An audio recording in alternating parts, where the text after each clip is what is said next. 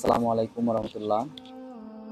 Patul helping ফাউন্ডেশনের কিছু সদস্য নিয়ে আজকে আমরা উপস্থিত হয়েছি আমাদের পাটুল গ্রামের মধ্যপাড়ায় মোহাম্মদ আমিরুল ইসলামের বাসায়।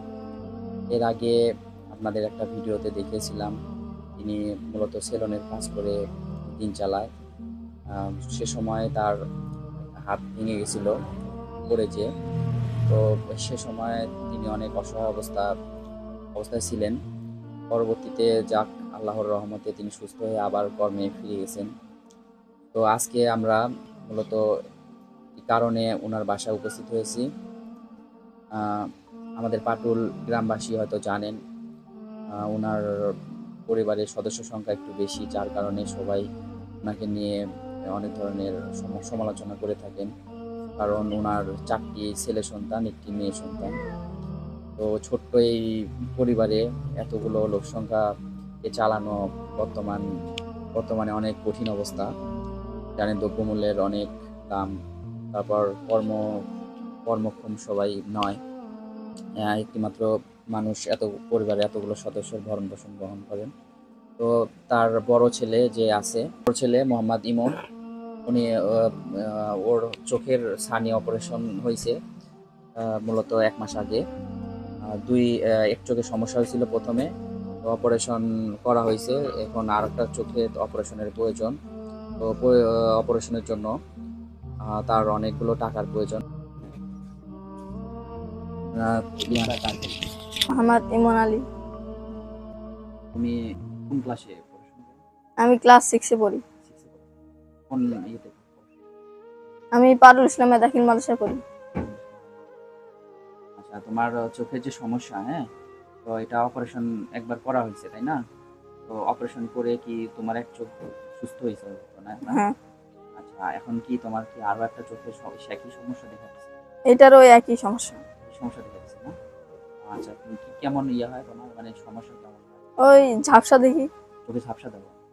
আচ্ছা, আর চোখ ব্যথা করে কি? না, চোখ ব্যথা করে না, শুধু ঝাপসা দেয়?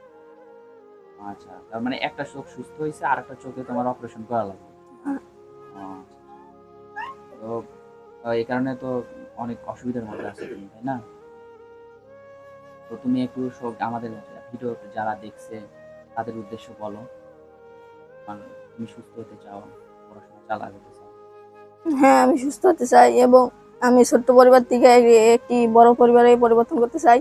বড় হয়ে পড়ালেখা করে ভালো চাকরি বাকরি করতে চাই, এটাই আমার আশা। আপনারা আমাদেরকে সহযোগিতা করবেন যাতে আমার আর কিছু ছেড়ে যায়, এটাই আমার আবেদন আর কি।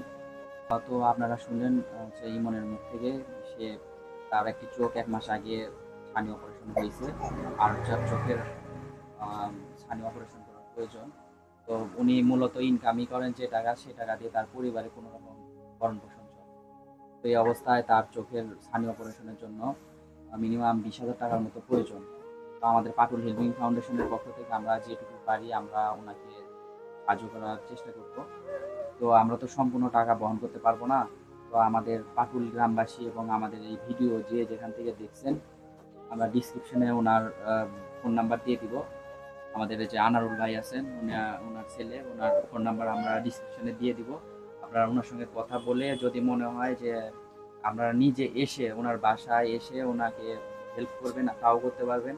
এমনকি ফোন নাম্বারে যোগাযোগ করে আপনারা ওনার নাম্বারে আপনারা আর্থিক সহযোগিতা করতে পারবেন। তো আমাদের পাটুল গ্রামবাসী যে যেখান থেকে আমাদের এই ভিডিওটি দেখছেন, আপনারা চেষ্টা করবেন সামান্য কিছু হলেও এই অসহায় এই পরিবারটির পাশে দাঁড়াতে।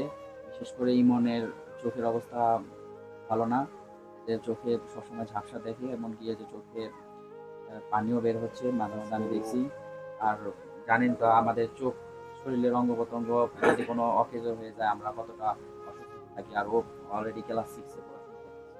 তো আপনারা যেখান থেকে আমাদের এই ভিডিওটি দেখছেন অবশ্যই চেষ্টা করবেন সাহায্য সহযোগিতা করার জন্য। আমার ডান পাশে আছে ওনার হচ্ছে দাদা হয়। আসসালামু আলাইকুম ওয়া রাহমাতুল্লাহি ওয়া বারাকাতুহু।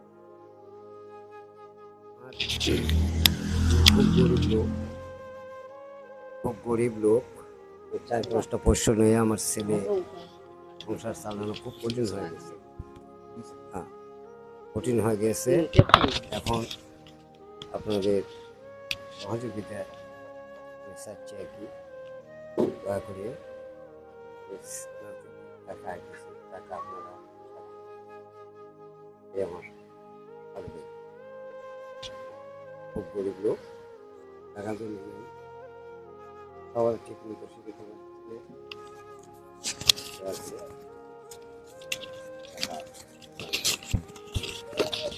আচ্ছা, এই যে ফাউন্ডেশন থেকে